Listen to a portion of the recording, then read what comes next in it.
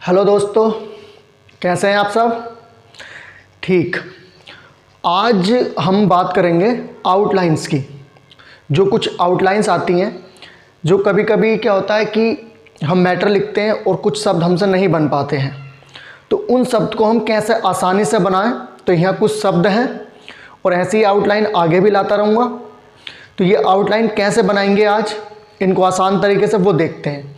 और जिनको भी शॉर्ट हैंड शुरू से स्टार्टिंग से सीखनी है तो वो मेरे चैनल को सब्सक्राइब कर सकते हैं।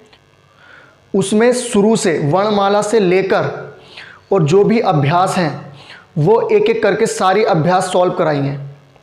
ठीक है, वो सॉल्व करेंगे, प्रैक्टिस करेंगे तो शुरू से ही अच्छी करके पकड़ बन जाएगी।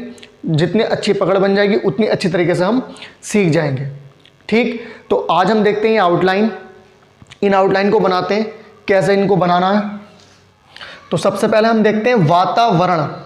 वातावरण की आउटलाइन क्या है? देखो, ये नोटबुक की लाइन होती है,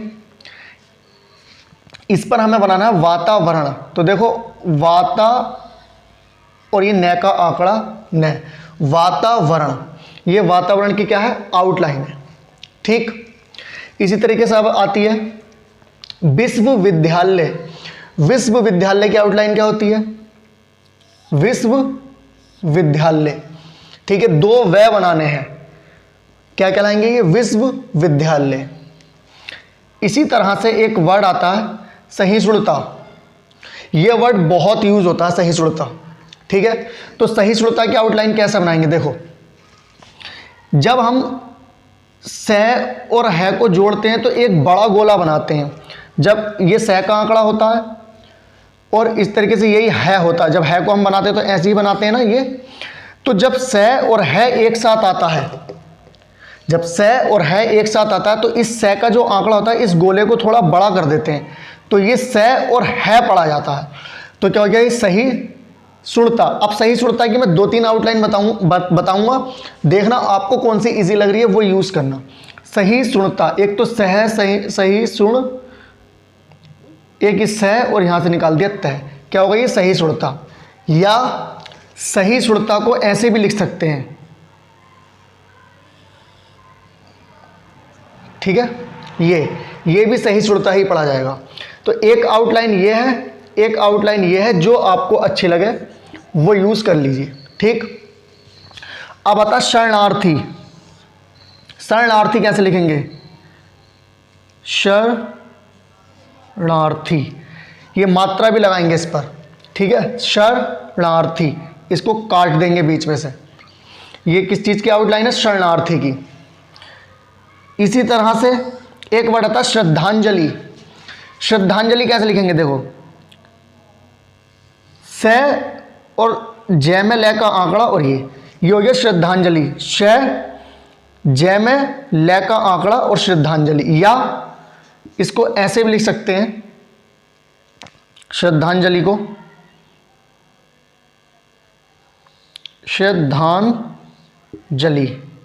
ठीक है, इसको ऐसे भी लिख सकते हैं, श र ध और जय में ल का आंकड़ा श्रद्धांजलि। ठीक, अब अगला वर्ड है दृष्टिकोण। यह वर्ड भी बहुत ज्यादा यूज होता है, दृष्टिकोण। तो दृष्टिकोण कैसे लिखेंगे? द में र का आंकड़ा, श का आंकड़ा और क में न का आंकड़ा, क्या हो गया? दृष्टिकोण। ठीक है, इसी तरीके से आता है विचारार्थ। क्या आता है? विचारार्थ। अब विचार कैसे लिखते हैं? विचार ऐसे लिखते हैं, व का आंकड़ा, च में र का आंकड़ा और ये थ लगा दिया इसी में, तो हो गया विचारार्थ। अब देखिए, एक वर्ड आया प्राप्त करना चाहता हूं। तो प्राप्त करना चाहता हूं की आउटलाइन क्या होगी? प्राप्त करना चाहता हूं की आउटलाइन क्या होगी? प में र का आंकड़ा, क में र का आंकड़ा और न और ये चाहता हूं की चाप। ये जो चाप है, ये चाप है चाहता है, लेकिन हमारा वर्ड है चाहता हूं, तो हम ऊ की मात्रा लगा देंगे यहां इस तरीके से। तो ये क्या बन जाएगा? प्राप्त करना चाहता हूं। अगर यही वर्ड होता प्राप्त करना चाहते हैं, तो इस ऊ की मात्रा को ना लगाकर, यहां ये मात्रा ना लगाकर यहां एक की मात्रा लगा देते। ठीक है, तो हो जाता प्राप्त करना चाहते हैं। अगर यही होता प्राप्त करना चाहती है, तो ये मात्रा हम यहाँ ना लगाकर ये मात्रा हम यहाँ लगाते तो ये हो जाता प्राप्त करना चाहती है, फिर ये जो पढ़ा जाता वो ई की मात्रा पढ़ी जाती। ठीक है, ये तीनों में डिफरेंस हो गया, लेकिन ये है क्या, चाहता हूँ, तो यहाँ पर ऊ की मात्रा लगाएंगे। और अगर सीधा सीधा आ जाए प्राप्त करना चाहता है तो कोई मात्रा नहीं लगानी है। ठीक है, अब आता है वर्ड स्थानांतरण। ये वर्ड भी बहुत ज़्यादा यूज होता है, स्थानांतरण। स्थानांतरण कैसे लिखेंगे, देखो एक आंकड़ा होता है स्थ का, स्थ का आंकड़ा कैसे होता है, न में स्थ का आंकड़ा लगाएंगे, ये इस तरीके से चपटा करके बनता है, ये हो गया स्थानांतरण। अब ये देखो, ये मैंने जो ना बनाया ना, ये ना आपको बड़ा बनाना है। क्यों, क्योंकि इसमें स्थानांतर नांतर अंतर भी आ गया, और अंतर जिसमें वर्ड में आता है, जिस वर्ड में अंतर आता है उस वर्ड को हम बड़ा करके लिख देते हैं तो उसको अंतर पढ़ा जाता है। जैसे कि अगर हम ना को ये बड़ा करके लिख दें तो ये क्या पढ़ा जाएगा, अंतर या अंदर।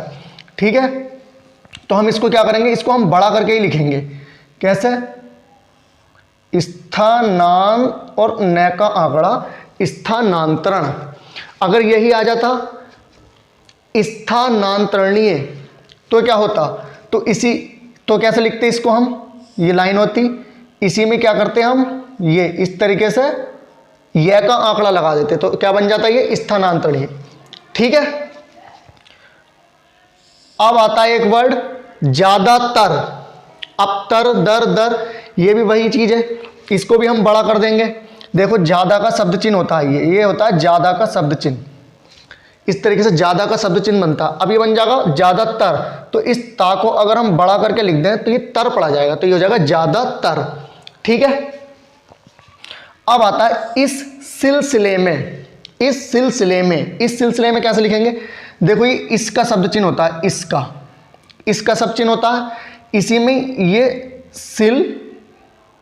सिले में, इस सिलसिले में। ठीक है, एक वर्ड आता है सवाल यह है कि। सवाल यह है कि कैसे लिखेंगे, देखो इसको लिखेंगे स व। अब देखो ये स व हो गया सवाल, यह कि सब चिन्ह ये होता है यह है, ये निकाल दिया है, और जब इसको ऐसे निकाल देंगे हल्का सा तो ये पड़ जाता है कि। सवाल यह है कि, स व सवाल हो गया, या आ गया, ये यह का सब चिन्ह होता है यह, और ये नीचे को निकाल दिया तो ये हो गया यह है कि, क्योंकि इसमें की लग गई तो ये ऐसा तो होगा नहीं, सवाल यह कि, यही होगा सवाल यह है कि। ठीक है, सवाल यह है कि।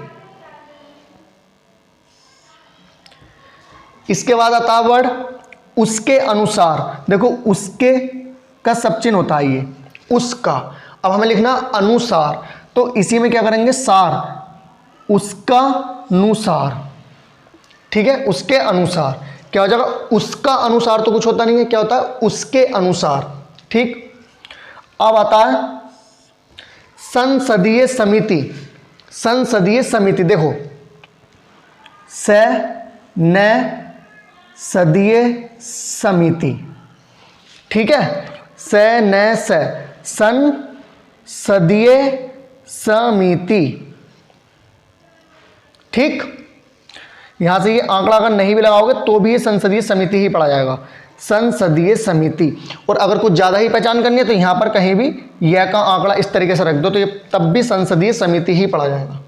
ठीक है, संसदीय समिति मतलब आउटलाइन ऐसी होनी चाहिए कि हमारा पेन कोशिश हो कि एक बार में बन जाए, उठे ना।